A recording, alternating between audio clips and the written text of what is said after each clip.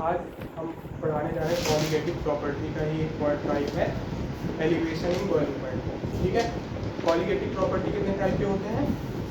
Four types के होते हैं। ठीक है, तो हमने कॉलिगेटिव का प्रॉपर्टी का ये सेकंड टॉपिक है। फर्स्ट पढ़ लिया था relative lowering in vapour pressure. ठीक है, अब जो आज हम लोगों का टॉपिक में क्या है, पहला तो हम लोगों को क्या चला है कॉलिगेटिव प्रॉपर्टी। ठीक है, जस्ट थोड़ा रिमाइंड कराना चाहूँगा इसमें कॉलिगेटिव प्रॉपर्टी और इसमें जो है क्या कहते हैं इसकी डिफाइन क्या होती है कॉलिगेटिव प्रॉपर्टीज की? डिपेंड करते हैं number of solute. It depends on the number of solid particles but it does not depend on the nature of the solid particle. इसका मतलब समझते हो ना क्या होता है? इसका मतलब जैसे डेट मीन्स कि जैसे अब यूरिया है नॉन वोलेटाइल सोल्यूट, ये तो मतलब इस पूरी केस में नॉन वोलेटाइल सोल्यूट ही चलेगा। ठीक है, यूरिया है, अब यूरिया और सपोज करो सुक्रोज ले लिया तुमने। अब वो उसका नेचर, यूरिया का नेचर दूसरा है, फर्टिलाइजर है, सुक्रोज का नेचर शुगर है ना, डिफरेंट है। बट वो कितने मोल है, नंबर ऑफ मोल्स पे डिपेंड करता है ऑफ सॉल्यूट पार्टिकल। कितने मोल है, जैसे 2 मोल 3 मोल, इस पे डिपेंड होता है। ठीक है, तो पहले इसके लिए क्लियर है ना, तो इसका डिफाइन नहीं करना होगा। ठीक है, तो पहला वाला हो गया हम लोग का relative lowering in vapour pressure. ठीक, relative lowering in vapour pressure में क्या था, उसमें क्या था कि जो वेपर प्रेशर होता था वो डिक्रीज होता था, है ना। जैसे प्योर सॉल्वेंट, जस्ट 2 मिनट में करा देता हूँ। राइट, क्या था ये अपना नॉर्मल प्योर सॉल्वेंट था। ठीक है, सपोज करो वाटर था। अब इसमें क्या किया तुमने, सोल्यूट ऐड किया। कौन सा सोल्यूट? जो कि नॉन वोलेटाइल होना चाहिए। ठीक है, सोल्यूट जब ऐड करोगे तो इसका जो वेपर प्रेशर होगा वो क्या होगा, डिक्रीज होगा, है ना। प्योर सॉल्वेंट का वाटर का वेपर प्रेशर क्या होता है? पहले तो बॉइलिंग पॉइंट, जो बॉइलिंग पॉइंट इसमें बता रहा हूँ, एलिवेशन इन बॉइलिंग पॉइंट वाले में बता दूंगा, तो क्योंकि इससे रिलेटेड है इसलिए इसको बता रहा हूँ। अब इसमें जब ऐड करोगे तो टेम्परेचर तुम्हें ज़्यादा रिक्वायरमेंट होगी ना भाई। वाटर का बॉइलिंग पॉइंट 100 डिग्री सेल्सियस पे होता है नॉर्मल। अब उसमें कुछ और सोल्यूट डालोगे तो फिर उसका इंक्रीज होगा ना, इसलिए तो वेपर प्रेशर क्या होगा, डिक्रीज होगा। वेपर प्रेशर से कैसे रिलेट होता है एलिवेशन इन बॉइलिंग पॉइंट, वो अभी बताऊंगा। ठीक है, वेपर प्रेशर तो सब याद है, फॉर्मूला वगैरह ना, कोई प्रॉब्लम नहीं है।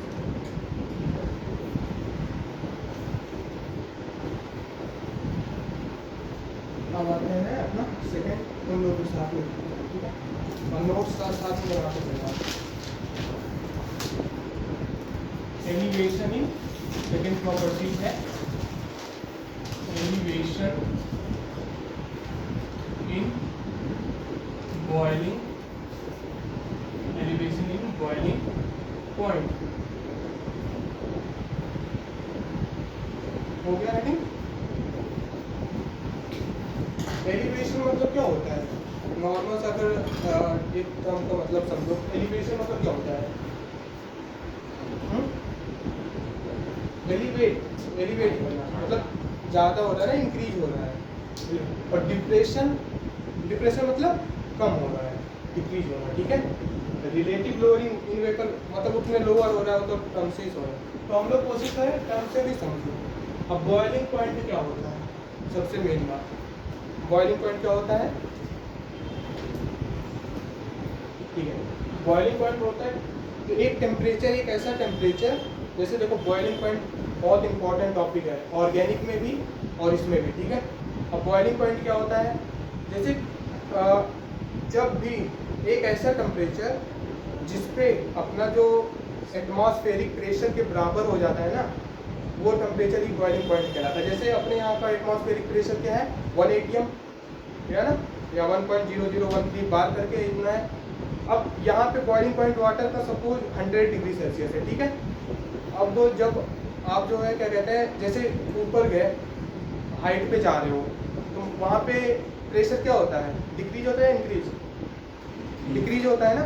अब वहाँ पे बॉइलिंग पॉइंट में चेंज हो जाएगा। जैसे यहाँ पे 100 डिग्री सेल्सियस है, सपोज करो तुम माउंट एवरेस्ट पे गए, वहाँ पे उसका वेपर प्रेशर जो है, सॉरी जो एटमॉस्फेरिक प्रेशर है वहाँ पे सपोज करो 0.85 हो गया। ठीक है, 0.85 ATM हो गया। यहाँ पे क्या था 1 ATM था, तो दैट मीन्स एटमॉस्फेरिक डिक्रीज हुआ। अब जो यहाँ पे वाटर 100 डिग्री सेल्सियस पे हो रहा है बॉयल, वहाँ पे कितना होगा, वहाँ पे कम हो जाएगा, समझ रहे हो ना। तो ये जो होता है एटमॉस्फेरिक प्रेशर के जैसे ही आता है, जैसे ग्राफ से, इसका ग्राफ भी है, ठीक है, ग्राफ से हमको समझना है। जैसे मैं पहले बॉइलिंग पॉइंट का कॉन्सेप्ट क्लियर कर देता हूँ, उसके बाद बॉइलिंग पॉइंट में क्या होता है, ये अपना वेपर प्रेशर है, ठीक है, इसको भी मत बनाना, और ये टेम्परेचर है। अब जैसे अपना सॉल्वेंट दैट मीन्स H2O ही लेते हैं, यूनिवर्सल सॉल्वेंट है, ठीक है, H2O। अब क्या होगा, ये इसका जो ग्राफ बनेगा वो कुछ इस तरीके से बनेगा, ठीक है। अब इसमें जो है ना, सपोज करो अपने यहाँ का ATM कितना प्रेशर होता है, 1 atmospheric pressure, that is 1 ATM यहाँ पे, ठीक है। अब ये जो पॉइंट होगा, एक चीज देखना, जैसे जैसे टेम्परेचर इंक्रीज कर रहा है वैसे वैसे वेपर प्रेशर इंक्रीज हो रहा है ना, देखो हो रहा है ना। हो सकता है ग्राफ थोड़ा नॉर्मल एग्जांपल है समझने के लिए। तो टेम्परेचर के साथ दैट मीन्स एक पॉइंट ये आया, temperature is directly proportional to vapour pressure, एक पॉइंट आ गया, ठीक है। अब देखो इसमें क्या हो रहा है, जैसे जैसे तुम्हारा टेम्परेचर इंक्रीज कर रहे हो वेपर प्रेशर बढ़ रहा है। अब एक ऐसा पॉइंट आएगा कहीं कहीं पे, इसमें तुमने 11 में पढ़ा होगा स्टेट्स ऑफ मैटर में, इसको क्रिटिकल पॉइंट, क्रिटिकल टेम्परेचर बोलते थे या क्रिटिकल पॉइंट बोलते थे, है ना। तो अगर मैं इसको लिख देता हूँ, क्रिटिकल पॉइंट, ये क्या हो जाएगा यहाँ पे क्रिटिकल या TC लिख रहा हूँ, क्रिटिकल टेम्परेचर, ठीक है। तो ये वाला जो टेम्परेचर होगा, ये सपोज करें वाटर है, ये प्योर सॉल्वेंट है, दैट इज H2O, है ना। अब यहाँ पे क्या होगा, सपोज करो ये 100 डिग्री सेल्सियस पे हो रहा है ना, यही तो होता है अपने यहाँ का बॉइलिंग पॉइंट, 1 ATM पे 100 डिग्री सेल्सियस पे। अच्छा एक चीज़ और, कभी भी तुम घर पे भी एक्सपेरिमेंट कर सकते हो, घर पे अगर बॉयल करोगे, जब तक वो अपने सेचुरेशन पॉइंट पे नहीं आएगा तब तक वो बॉयल नहीं होगा, जब तक वो इस वाले क्रिटिकल पॉइंट को क्रॉस नहीं करेगा वेपर बनना स्टार्ट नहीं होगा। वेपर बनना कब स्टार्ट होगा, देखते हो कि बॉयल करना, तो वेपर बनना स्टार्ट कब करेगा, जैसे ही इस पॉइंट को क्रॉस किया, यहाँ पे वेपर बनना स्टार्ट, अगर यहाँ पे है तो नहीं होगा स्टार्ट, है ना। तो ये हो गया थोड़ा बॉइलिंग पॉइंट का कॉन्सेप्ट, ठीक है, बस ये समझने के लिए था।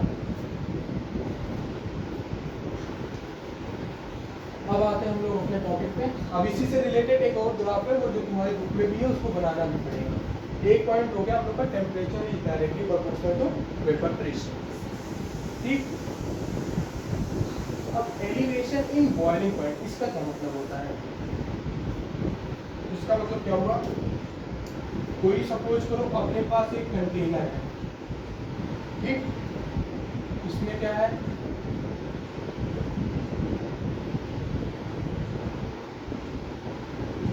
प्योर सॉल्वेंट है ना, कुछ भी हो सकता है प्योर सॉल्वेंट में वाटर भी हो सकता है, टोलिन हो सकता है, अपना एथनॉल हो सकता है, कुछ भी हो सकता है, ठीक है, प्योर सॉल्वेंट। अब प्योर सॉल्वेंट के लिए हम लोग क्या टर्म यूज करते थे, यहाँ पे वेपर प्रेशर के लिए या टेम्परेचर के लिए नॉट करके लिखते थे ना, जैसे वेपर प्रेशर में क्या होता था P नॉट। अब यहाँ पे इसको ये सपोज करते हैं हम लोग अपना जो सॉल्वेंट है वो H2O कर लेते हैं, ठीक। अब यहाँ पे जो बॉइलिंग पॉइंट का केस है तो हम लोग इस टर्म में करेंगे, बॉइलिंग पॉइंट किससे रिलेट होता है, टेम्परेचर से रिलेटेबल होता है, तो TB से हम लोग डिनोट करेंगे, ठीक है। अब यहाँ पे इसके लिए क्या हो जाएगा, प्योर सॉल्वेंट है इसलिए इसका बॉइलिंग पॉइंट क्या होगा, TB नॉट। ये चीज़ समझ में आ गई अच्छे से। अब इसमें क्या करोगे, इसमें सॉल्यूट के पार्टिकल्स ऐड करोगे। अच्छा एक बात याद रखना, जो ग्राम यहाँ जो डायग्राम बनवा रहा हूँ ना, ऐसे तुम्हारे कोई भी न्यूमेरिकल आए, शायद मतलब कोशिश करना कि ये डायग्राम बनाओ, उसके बाद क्वेश्चन सॉल्व करने की कोशिश करो, ठीक है। और अब हाँ, अब यहाँ पे सोल्यूट पार्टिकल्स ऐड कर रहे हैं, कौन सा सोल्यूट पार्टिकल होगा, हमने पढ़ रखा है non volatile non volatile solute. ठीक, अब नॉन वोलेटाइल सोल्यूट सपोज करो हम लोग सुक्रोज ले लें, कुछ भी ले सकते हो, सुक्रोज ग्लूकोज। इसका फॉर्मूला क्या होता है? C11H22O6, ये हो गया सुक्रोज का फॉर्मूला। ठीक है, अब इसको ऐड करोगे, नॉन वोलेटाइल है। अब इसमें क्या होगा? इसका पहले था TB नॉट। सपोज करो ये बॉयल कर रहा था, प्योर सॉल्वेंट वाटर है, इसलिए इसका जो बुक में दिया हुआ है वाटर का बॉइलिंग पॉइंट कितना होता है? 100 डिग्री सेल्सियस एट 180। अब ये चीज़ याद रखना। तो बॉइलिंग पॉइंट क्या अगर डिफाइन लिखना चाहो तो क्या होगा? It is the temperature at which vapour pressure is मतलब is equal to the atmospheric, मतलब वो टेम्परेचर समझ गए हो ना, अभी डिफाइन। अब यहाँ पे नॉन वोलेटाइल सोल्यूट ऐड किए तो यहाँ पे तुम्हारा क्या बन गया? सॉल्यूशन बन जाएगा।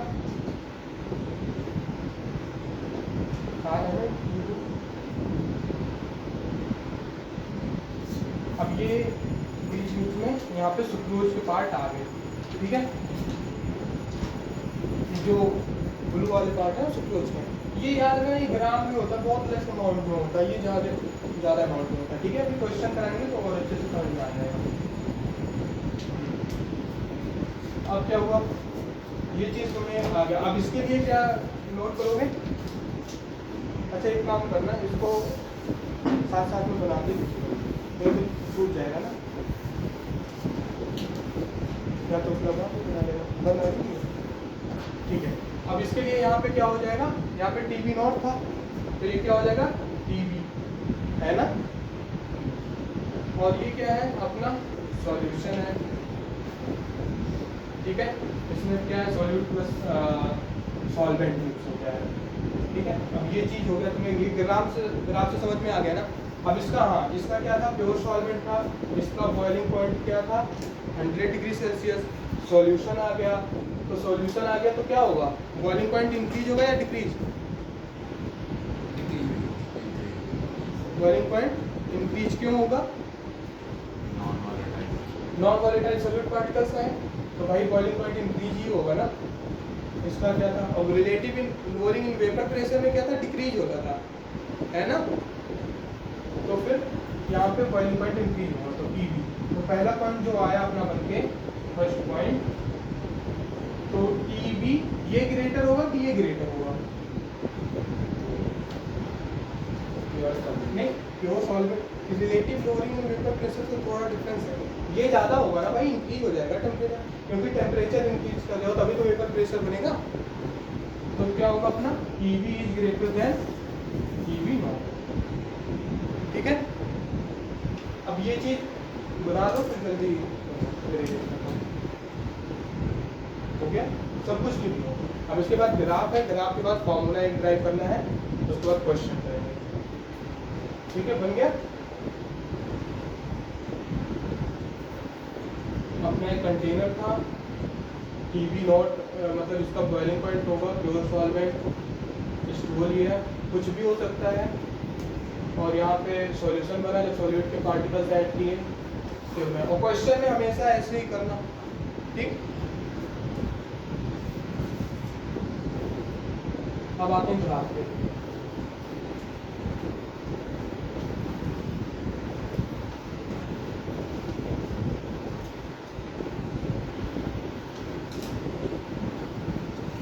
अब इसका ग्राफ बहुत इंपॉर्टेंट है, ग्राफ से और अच्छे से समझ में आ जाएगा।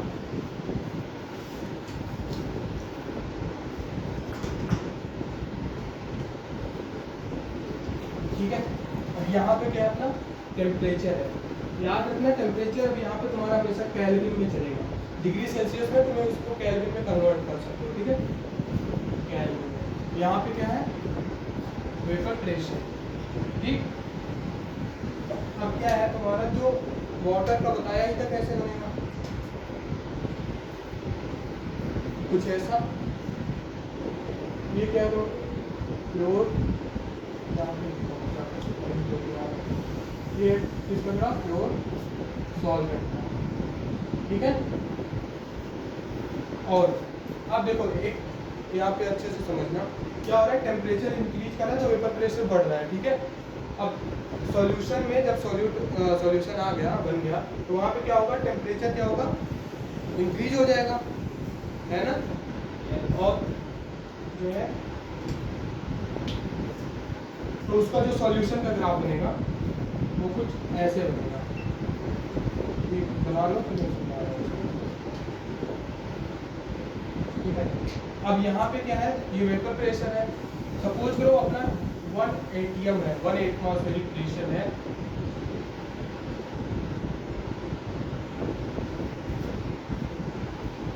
ये है अपना एटमॉस्फेरिक प्रेशर, ठीक है।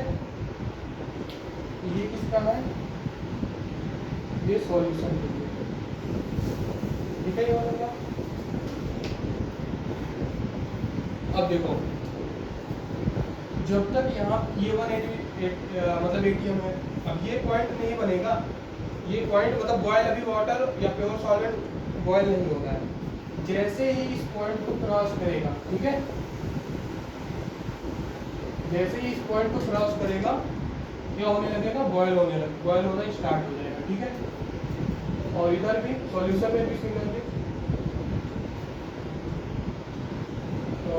यहाँ पे, ठीक है। अब इसको समझो, इसमें क्या है, देखो प्योर सॉल्वेंट था, प्योर सॉल्वेंट के लिए टेम्परेचर की रिक्वायरमेंट कम थी, वाटर था, वाटर में जब बॉयल करोगे तो उसका टेम्परेचर की रिक्वायरमेंट कम होगी, ठीक है। अब जब सॉल्यूशन में कुछ ऐड कर दिए, पार्टिकल्स आ गए, तो मालूम है हमें मतलब रॉड्स लॉ में बोले थे ना कि जब non volatile solute particles add करते हैं तो उसमें क्या होता है, तो non volatile solute particles add करोगे तो उसकी मतलब वेपर प्रेशर में डिक्रीज होता है ना। अब वेपर ऐसे इसमें भी है, जब तुमने non volatile solute particles add कर दिया सॉल्यूशन के लिए, तो इसका क्या देखो, जो बॉइलिंग पॉइंट ज़्यादा लगेगा उसको बॉयल करने में, इसलिए देखो इसका ग्राफ क्या है, मतलब ये ज़्यादा है ना, इसमें बॉइलिंग पॉइंट ज़्यादा लग रहा है कि नहीं, देखो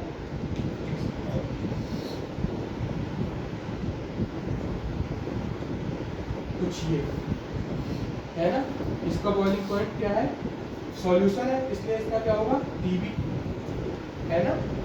और ये थोड़ा डॉटेड मैंने तुम्हारे बुक में दिया है तो अपना देख लेना, मैं डायरेक्ट बना दे रहा हूँ, ठीक है।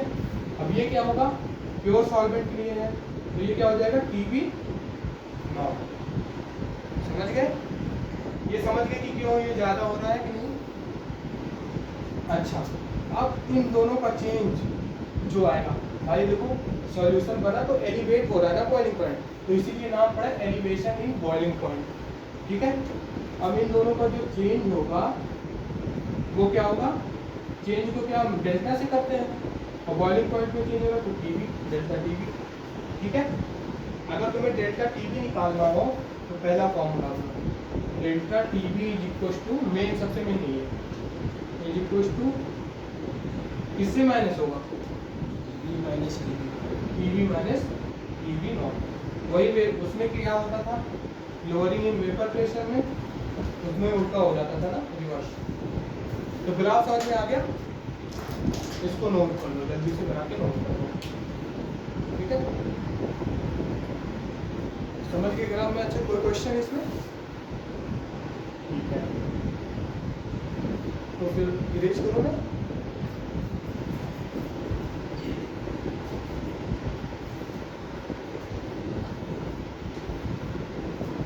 ग्राफ का था।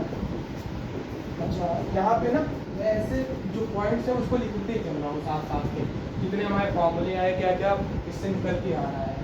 तो अपना जो पहला आया पॉइंट, यहाँ पे नोट बना के, पहला क्या आया था कि vapour pressure is directly proportional to temperature, है ना। दूसरा क्या आया था, दूसरा आया TB is greater than TB naught, है ना, TB ज़्यादा होगा। तीसरा फॉर्मूला क्या है अपना, तीसरा point, delta TB is equal to TB minus TB naught, ठीक है ना। ये 3 पॉइंट आ गए थे, तो वहाँ पे लिखते चलो।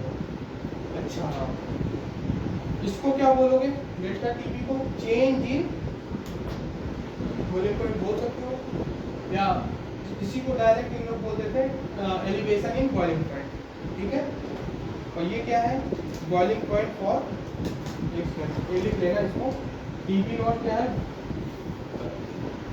उसी ग्राफ में जहाँ पे लिखा है ना वही लिख लेना। टीबी नॉट क्या है, बॉइलिंग पॉइंट फॉर किसके लिए, क्लोज सॉल्वेंट के लिए ना। और टीबी क्या है, boiling point for solution. Delta TB क्या है, elevation, elevation in boiling point, ठीक है। सारे टर्म हमको मालूम होने चाहिए।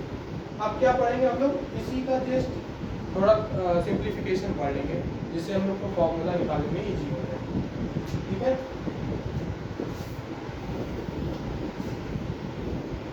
अब इसको, ये टॉपिक ज़्यादा बड़ा नहीं है, पॉलीगेटिक प्रॉपर्टी हो गया, फिर इस पे क्वेश्चन भी साथ साथ भी कराते चलेंगे, एक दो क्वेश्चन करा देंगे, उसके बाद फिर एक साथ करवाएंगे, ठीक है। क्वेश्चन अब क्या होता है, मतलब एक्सपेरिमेंट किया गया, जो भी साइंटिस्ट लोग एक्सपेरिमेंट कर रहे थे, तो उन्होंने ऑब्जर्व किया, साइंटिस्ट का मतलब इसको लिख देता हूँ, फ्रॉम एक्सपेरिमेंट, फ्रॉम एक्सपेरिमेंट क्या ऑब्जर्व किए इन्होंने, इन्होंने ऑब्जर्व किया कि जो अपना डेल्टा टीवी है, डेल्टा टीवी, ठीक है, जो change in elevation in boiling point है, वो क्या होता है, थोड़ा सा समझ लो उसके बाद देखना। Delta TV is directly proportional to molality, molality, ठीक है। मोलैलिटी को कौन से सिंबल से रिप्रेजेंट करते हैं, स्मॉल है, ठीक है ना। अब मोलैलिटी, मोलैलिटी की डिफाइन तुमने पढ़ रखी होगी, 11th में ही पढ़े थे हम लोग ना। क्या होता है molality, number of moles of solute, solute होता है ना। अब यहाँ पे कौन सा सोल्यूट है, नॉन वोलेटाइल सोल्यूट है, इसलिए हम नॉन वोलेटाइल सोल्यूट लिखते हैं, ठीक है। Non volatile, number of moles of non volatile solute dissolve in 1 kg of solvent, है ना, यही था इसकी डिफाइन। अब डिफाइन ये समझने के लिए बता दूँ। अब हम लोग क्या हटेगा, जैसे जब प्रोपोर्शनलिटी कांस्टेंट होता है तो डेल्टा टीवी, ठीक है। अच्छा हाँ, पहले साथ में ही लिखा देता हूँ, ये डायरेक्टली प्रोपोर्शनल होगा मोलैलिटी के। अब मोलैलिटी क्या, मोलैलिटी का फॉर्मूला क्या होता है, यहाँ पे करवा देता हूँ, m equal to number of moles of solute that is n solute लिख देता हूँ, ठीक है, n बाय w क्या है, ये सॉल्वेंट है, ठीक है। अब इसका और अगर सिंप्लीफाई करना होगा हमको लास्ट फॉर्मूले तक, तो और क्या हो सकता है, n के नंबर ऑफ मोल्स कैसे निकालता हूँ, W बाय m, ठीक है, बस बाय मोलर मास। अब इसके जगह पे पुट कर दो, ठीक है। मैं इसलिए सॉल्यूट और सॉल्वेंट इसलिए करूँगा ना, क्योंकि बुक में तुम्हारा W1 W2 करके दिया है, या M1 M2 करके दिया, तो उससे मैं नहीं करूँगा, उससे थोड़ा कंफ्यूजन ना हो, वैसे नहीं होता है, लेकिन तुम्हें जो सुटेबल लगे वो कर लेना, ठीक है। तो मैं तुम्हें बताऊँगा लिख के, तो यहाँ पे इसकी वैल्यू पुट कर दे, हो जाएगा W सॉल्यूट अपॉन ये मोलर मास है ना, molar mass of solute into W, ये किसमें होना चाहिए, केजी में होना चाहिए, ठीक है, होना चाहिए केजी में क्वेश्चन में, लेकिन हमेशा देखोगे, देखे भी होगे सॉल्व करते समय, वो हमेशा ग्राम में दिया होता है। ग्राम में होने की वजह से हम लोग क्या करते थे, W सोल्यूट अगर ग्राम में है तो उसको केजी में कन्वर्ट करने के लिए क्या करते हैं, डिवाइडेड बाई 1000 ऊपर चला जाएगा, है ना, समझ में आ रहा है कि नहीं।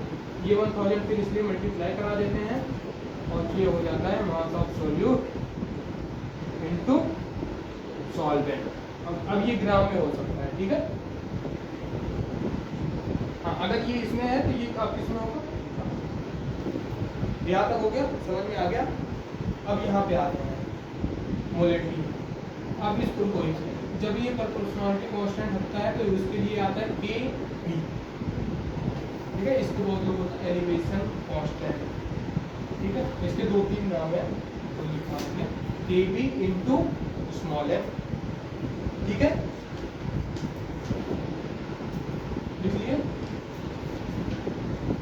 अब क्या करेंगे, delta T B is equal to K B तो सिमिलर ही रहेगा, ठीक है ना। हाँ एक चीज और बताना चाहूँगा, ये जो के बी है ना, इट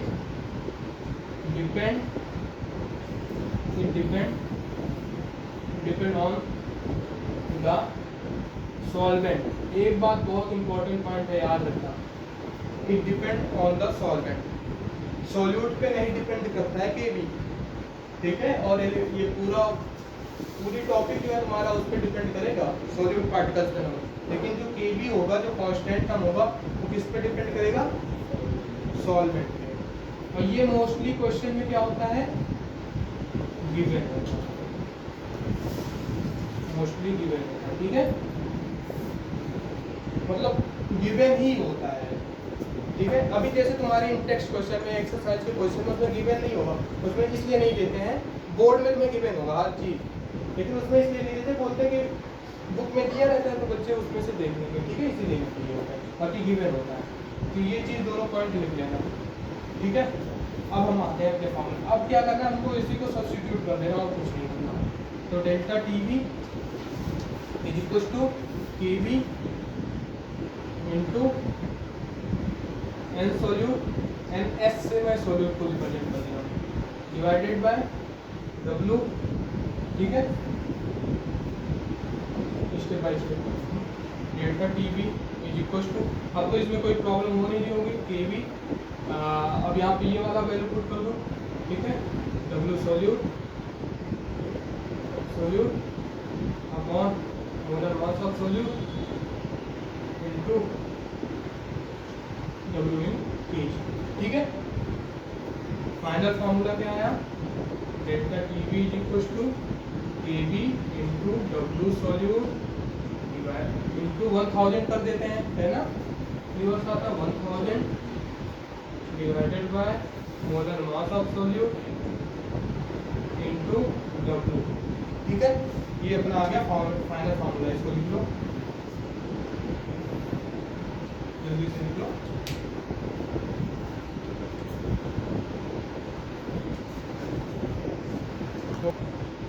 ठीक है, तो ये इस पे होता है डिपेंड ऑन द सॉल्वेंट, ठीक है, ये गिवन होता है मोस्टली क्वेश्चन में। इसका जो केबी का मतलब नेम होता है, क्या होता है, मोलर कांस्टेंट, ठीक है ना। क्या होता है, इसके 3-4 नेम है, तो इसके जो नेम है, पहला होता है, एक होता है इब्यूलियोस्कोपिक कांस्टेंट, ठीक है ना। अब इसमें क्या होगा, इसको लिख लो, कहीं कहीं पे दे देते हैं तो जिससे कंफ्यूज करने के लिए, इब्यूलियोस्कोपिक कांस्टेंट और मोलर कांस्टेंट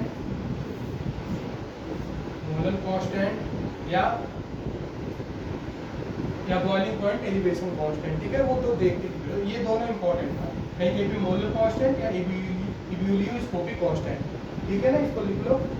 और ये पूरा फॉर्मूला लिखिए, नोट्स मतलब इसके साथ साथ में बनाते चलो। इसमें करने क्या है, जितने जो भी टॉपिक पढ़ो उसके क्वेश्चन सॉल्व कर लो, क्वेश्चन बना लो। और एनसीईआरटी रीडिंग करना बहुत इंपॉर्टेंट है, सजेशन है एनसीईआरटी रीडिंग करो, कहीं से भी पढ़ो बट एनसीईआरटी रीड करोगे। उसके बाद फिर अपने बोर्ड के क्वेश्चन साथ साथ में प्रैक्टिस करते चलो, है ना। और यहाँ पे एक आध दो क्वेश्चन तो है, ये तो है नहीं पॉसिबल कि सारे क्वेश्चन करा दें, लेकिन जितना हो सकता है करा रहा हूँ। इस वीडियो में इसके साथ एक क्वेश्चन करा दे रहा हूँ, उसके बाद और फिर एक आध वीडियो टाइम मिलेगा तो मैं पूरे क्वेश्चन सॉल्व करा दूँगा, ठीक है। तो इसलिए अच्छे से पढ़ो, कोई प्रॉब्लम होता है तो अपना, ठीक है, इसको इरेज कर दो। अच्छा, यहाँ पे ये वाला फॉर्मूला यहाँ पे लिख देता हूँ, ठीक है, जितने इंपॉर्टेंट फॉर्मूले बन रहे हैं इधर पे लिख देना। अपना बन गया fourth formula, delta T B is equal to क्या हो गया, K B into weight mass of solute into 1000 divided by molar mass of solute, है ना, इंटू वेट ऑफ सॉल्वेंट, ठीक है ना। मतलब तुम्हारे ये दोनों फॉर्मूले बन गए, ये दोनों फॉर्मूले तुम्हारे इंपॉर्टेंट है, ठीक है। एक ये भी, एक ये भी। इसमें कोई समझने में कोई प्रॉब्लम नहीं हुआ ना? तो हाँ इजी है, इससे ज़्यादा कॉलिगेटिव की डिफाइन वगैरह याद कर लो, आता नहीं है, लेकिन इस पर ये याद रखो कि कॉलिगेटिव प्रॉपर्टी से एक न्यूमेरिकल फिक्स है, हर साल आता है एक न्यूमेरिकल फिक्स, तो ये समझ लेना कॉलिगेटिव प्रॉपर्टी इंपॉर्टेंट है, ठीक है। अब इससे मैं क्या करा रहा हूँ, ये तुम्हारा हो गया सारा, अब इस पर एक क्वेश्चन करा देता हूँ, ठीक है। सारे फॉर्मूले ड्राइव हो गए, ग्राफ वगैरह सब समझ में आ गया ना, ठीक है। अब इस पे क्वेश्चन कराते हैं।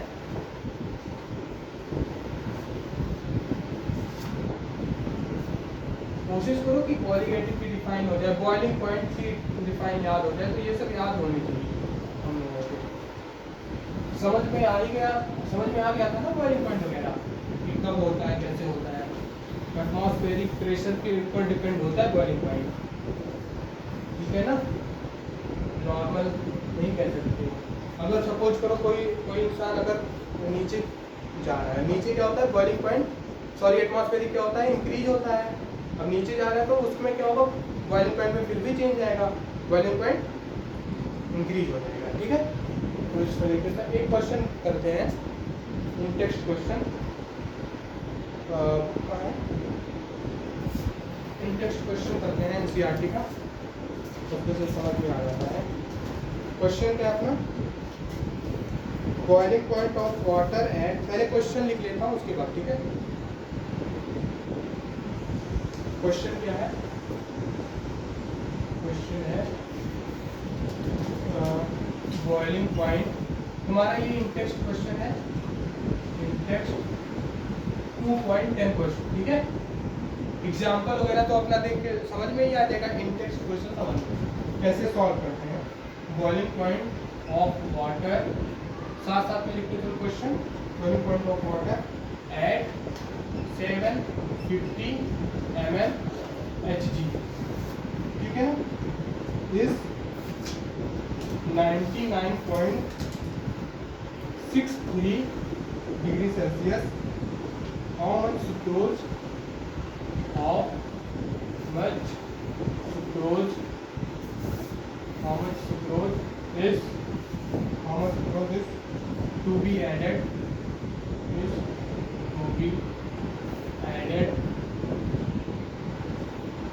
ये बोर्ड में भी आया हुआ question, is to be added in 500 gram of water, 500 gram of water, such that it boils at 100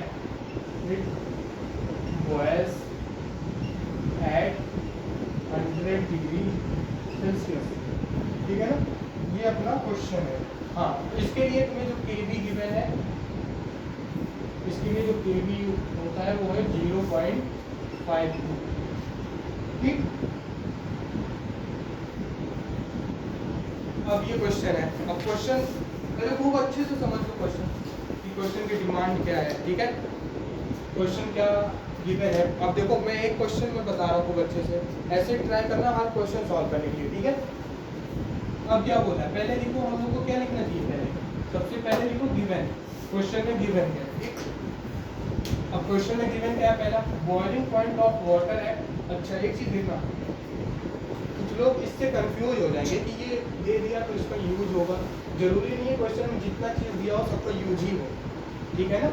हाँ ठीक है, इससे पहले मतलब है boiling point of water at 750 mmHg, देखो चेंज हो गया, अपने यहाँ कितना होता है 1 atm होता है, 1 atm 1, यहाँ पे बताता हूँ, 1 atm, ठीक है, इज इक्वल टू कितना mmHg होता है, 760 mmHg, है ना, यही तो होता है 1 atm।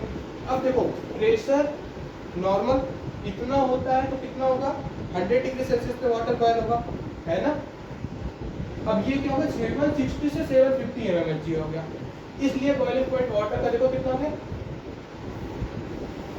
That means vapour pressure, sorry atmospheric pressure decrease हुआ तो बॉइलिंग पॉइंट डिक्रीज हुआ, ऊपर जाते हो एटमॉस्फेरिक प्रेशर कम होता है बॉइलिंग पॉइंट कम होगा। अब ये नहीं बहुत ज़्यादा डिफरेंस थोड़ी आएगा, है ना। तो ये होता है, ये सब याद रखना, ठीक है ना। इससे देखो रिलेट कर पा रहे हो क्वेश्चन। अब क्या गिवन है, पहले हेडिंग बनाओ गिवन।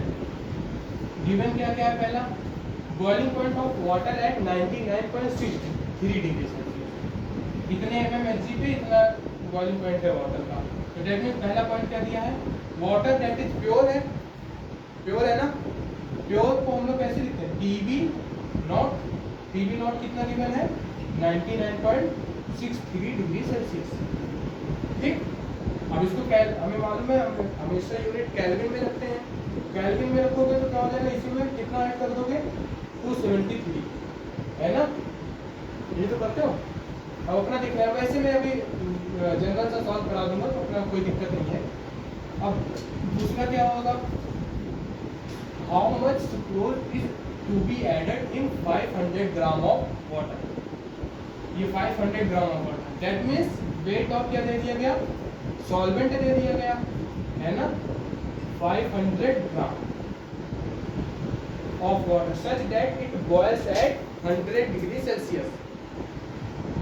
अब कितना है, कितने पे बॉयल हो रहा है, टीबी, तो मतलब ये सॉल्यूशन बन गया ना तुम्हारा, टीबी कितना है 100 डिग्री सेल्सियस, और इसमें प्लस 273 ऐड कर दोगे तो ये हो जाएगा 373 केल्विन, ऐसे कुछ करके होगा। बाकी इस वाले क्वेश्चन में देखना, अभी देखो 273 इसमें भी ऐड कर रहे हो, इसमें भी ऐड कर रहे हो, अगर नहीं ऐड करोगे तो कोई इफेक्ट आएगा, नहीं आएगा। तो इसलिए हम थोड़ा टाइम बचाने के लिए डायरेक्ट कर देंगे, ठीक है।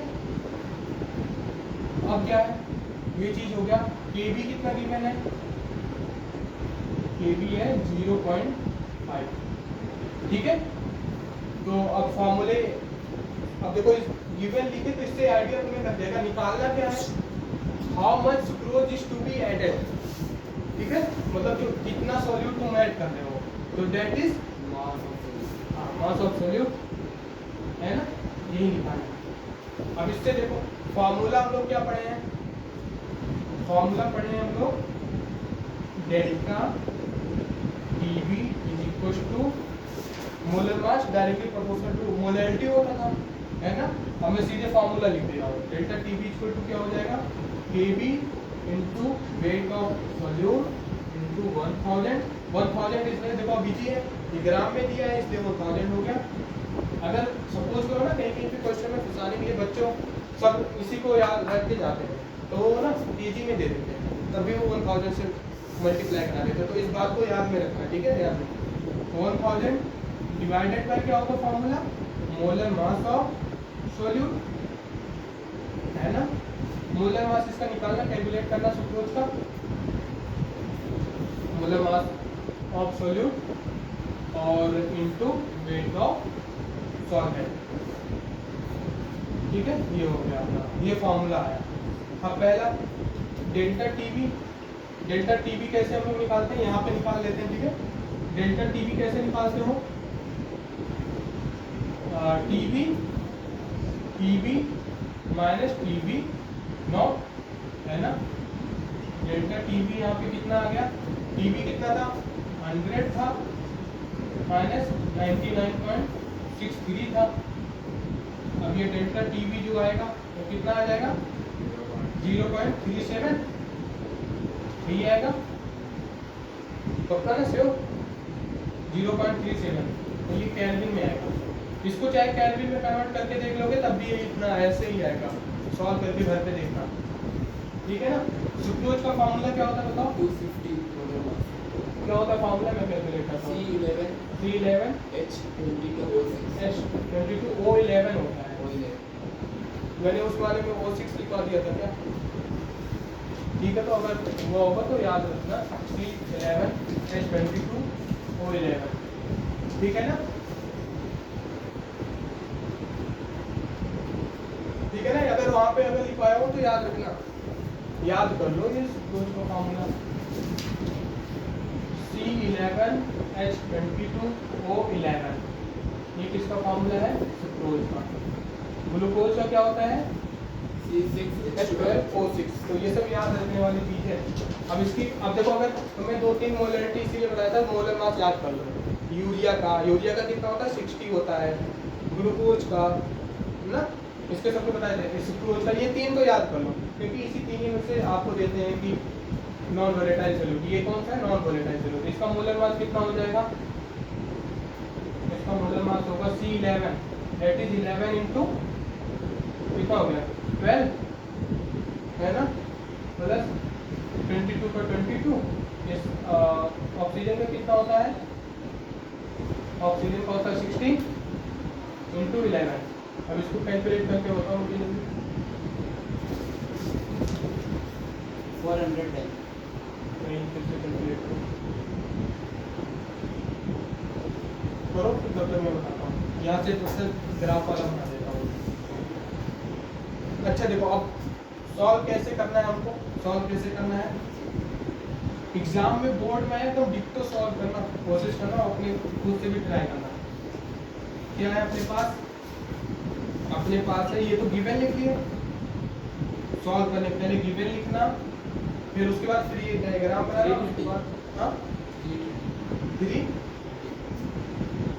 डायग्राम बनाना, उसके बाद जो क्या कहते हैं इसको फिर से कैसे बनाएगा। अब देखो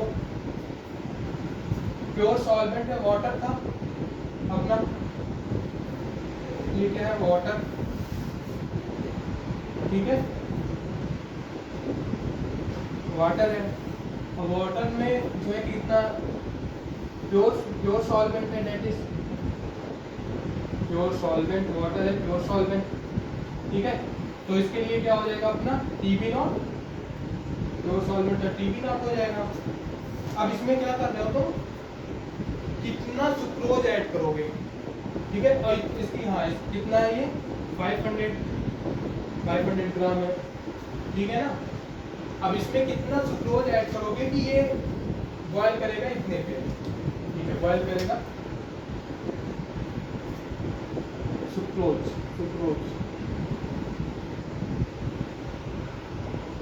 इसका फॉर्मूला C11H22O11, ठीक है। अब ये कितना, ये कौन सा है नॉन वोलेटाइल है ना, नॉन वोलेटाइल है, कितना ऐड करोगे that is W of solute, है ना, यही हमको निकालना है। ऐड करोगे फिर तुम्हारा सॉल्यूशन बन जाएगा।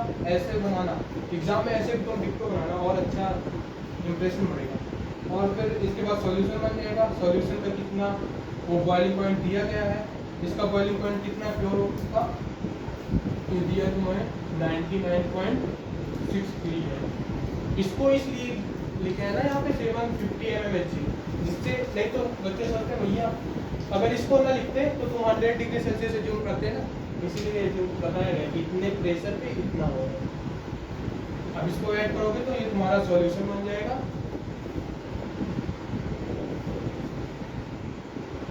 अब ये तुम्हारा सॉल्यूशन,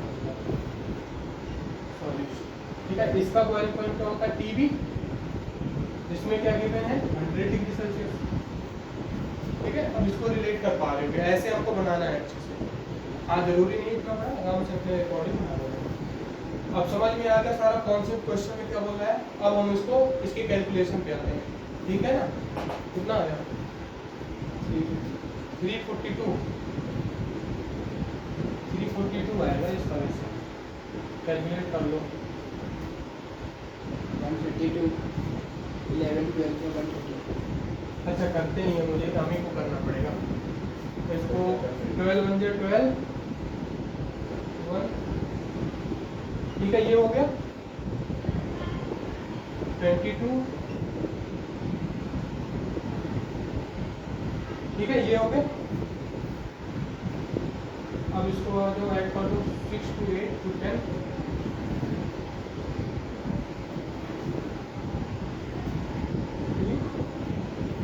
7 to 9, 7 2 9 1 10 3 13 आएगा 13। और अब ये क्या हो गया 1 2 1 3 4,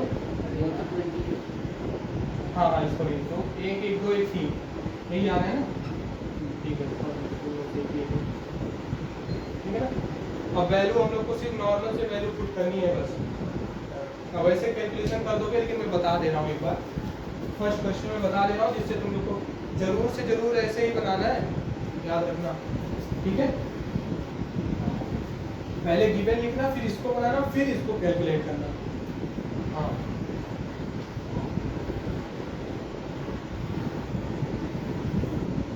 अब आते हैं क्या था, फॉर्मूला क्या था, डेल्टा टी बी टू बोलो के B into weight of solute into 1000 divided by mass of solute into weight of solvent. अब सीधे सीधे डायरेक्ट हम लोग को क्या निकालना है, ये निकालना है डब्ल्यू ऑफ सोल्यूट निकालना है। डेल्टा टी बी कितना आया 0.37, के बी कितना गिवन है 0.52, कैलकुलेशन करना तुम लोग 0.52, वेट ऑफ सोल्यूट निकालना है 1000 divided by molar mass of solute कितना है 330 ग्राम इनटू कितना 500 ग्राम। अगर मोलर मास निकाले कोई इशू होगा, अपने अकॉर्डिंग निकाल के सॉल्व कर लेना, ठीक है, वो कोई बहुत बड़ा इशू नहीं है, देख लेना। अब इसको कैलकुलेट करते हैं, 0 से 0 गया, ठीक है, इससे ये गया, अब हमारा ये चीज़ इधर आ जाएगा, है ना, 0.37 इंटू 33 इंटू 5, ये नीचे आ जाएगा, डिवाइडेड बाई 0.52 WS, है ना। अब वेट ऑफ सोल्यूट कितना हो जाएगा, ये हो जाएगा तुम्हारा 37 इंटू 5 3 15 16 डिवाइडेड बाई 52। अब इसी को सॉल्व कर लोगे तुम्हारा वेट ऑफ सोल्यूट आ जाएगा, ठीक है ना। अब इसको तो कर लोगे ना, जितना भी आएगा वो तुम्हारा हो जाएगा वेट ऑफ सोल्यूट, जो भी आएगा ग्राम में करके तुम्हारा आंसर, ठीक है ना। ये हमारा क्वेश्चन हो गया। तो हमें कॉन्सेप्ट पहले गिवन कितना है कि डायग्राम बनाना है उसका, कोई भी क्वेश्चन करो अगर डायग्राम पॉसिबल है तो बनाओ, ठीक है। फिर उसके बाद कैलकुलेट करनी है वैल्यू, उसके बाद इसी में थोड़ा बहुत इसको इसकी मोलर मास में कैलकुलेशन में देख लेना अपने अकॉर्डिंग, ठीक है। फिर ठीक है, पढ़ाई करते रहो, अब नेक्स्ट वीडियो में